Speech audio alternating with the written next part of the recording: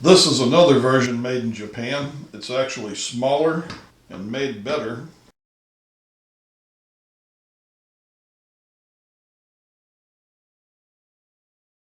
The record's on the bottom, and when you push the button, instead of rotating the record, you're rotating the speaker. They've used a couple of flat metal springs to maintain pressure against these two operating mechanisms.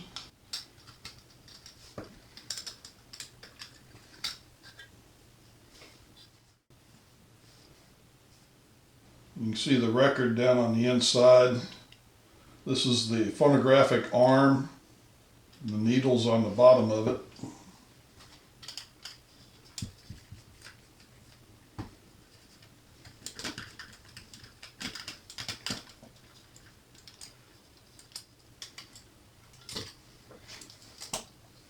That's the record. The needle on the bottom of the phonographic arm. The needle's engaged with the record, travels across as it plays until it touches this metal strip. And this metal strip is a switch. It turns off the motor. This arm is in here very loose. You can see that it will rotate up and down as well as travel with the record. When this came over to this position, the pressure of the speaker pushing down on top of the arm kept that engaged with the record. As soon as you push the button, you released the pressure on top of this arm, and it would go up and swing back to the back. And then when you released the button, the pressure would come back down on here and it would start playing on the record. The speaker has this plastic on the back of it, and that plastic sits on top of this phonographic arm. There's a little button right here, a little one point of contact, and that's where it picks up its vibration. You can hear that speaker. Very sensitive. That speaker, I'm not touching that very hard.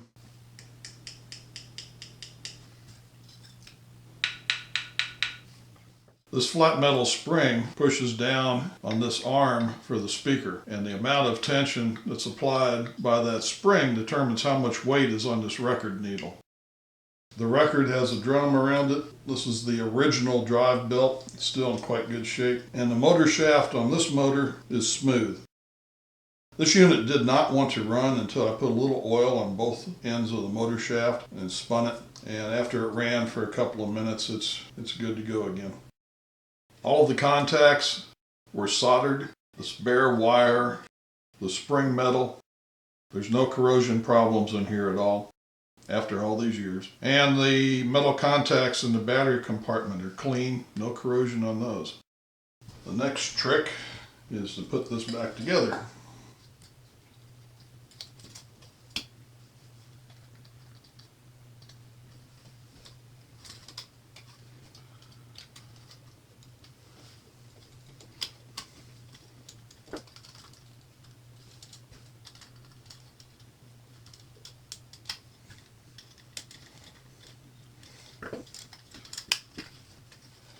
The Japanese put a little soft rubber washer on both sides of the motor to keep down the resonance. That's one thing that the other unit didn't have. The motor made quite a bit of noise in the original Bag of Laughs.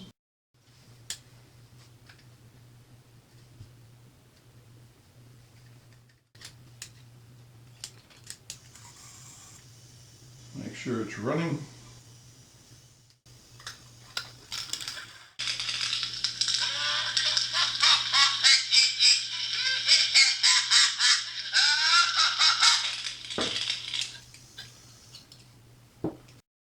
And we know that that works. Put this back on here, reattach the spring.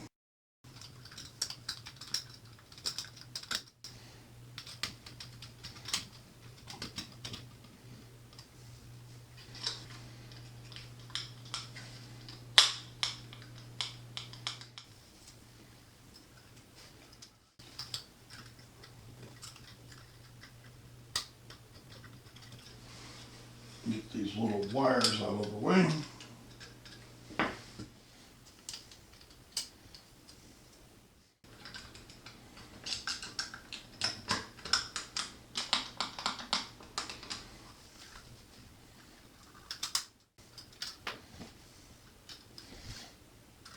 When you put these plastic screws in, always turn them backwards until they click.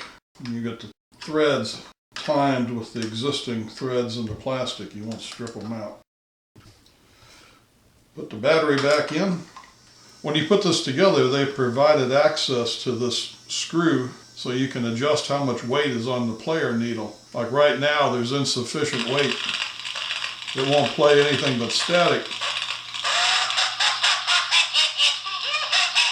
I have found you have to adjust the pressure on the spring for the proper engagement towards the end of the recording. Otherwise, it never gets to the point where it turns off the switch.